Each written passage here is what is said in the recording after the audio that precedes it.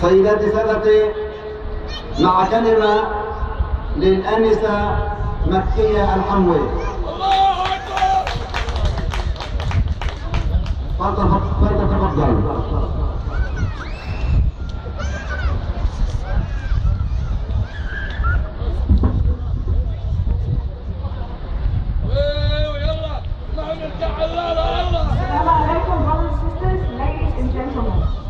Among the 37,499 Syrian people who have been killed, 2,635 were innocent children. 2,635 young lives perished. Dreams, aspirations yet to be fulfilled, now all gone.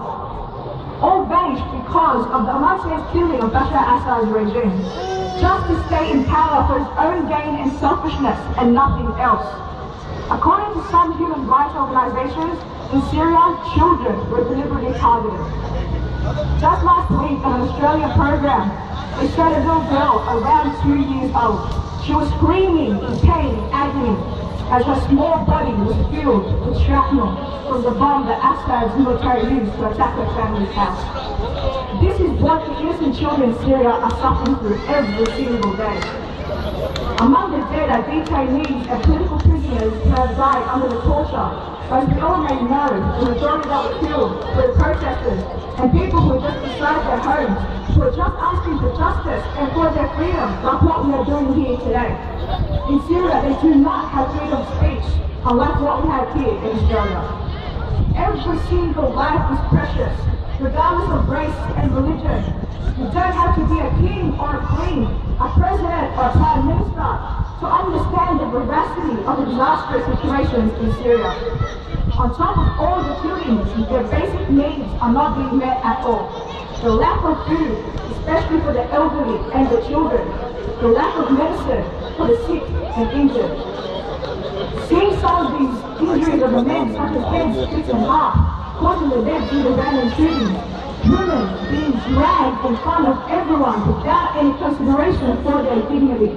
How many more stories like this must we have to hear for anybody who has the means, ways, and power to start helping the Syrian people right now, like the United Nations and other international councils, such as human rights organizations.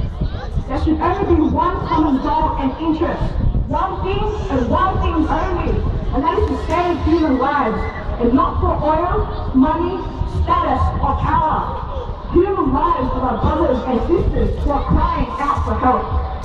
Syria needs help to get rid of Bashar Assad's corrupt government, to get rid of Assad's brutal security forces, and to finally get rid of Bashar Assad himself.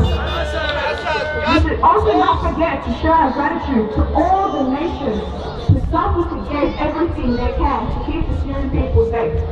Australia has also been helping the Syrian refugees, but still, we are here today in solidarity, calling for the Syrian government, everybody in Australia and around the world to continue to show support to the Syrian people. There has been enough talk on how to solve this catastrophic event in Syria.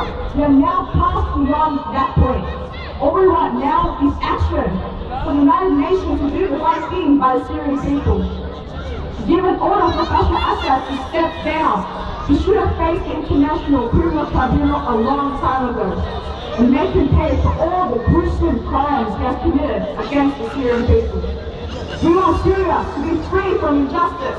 We want Syria to be free from murders. We want Syria to be free from tortures. We want Syria to be free from dictators. We want the people of Syria to live in peace. And most of all, we want Syria to be free.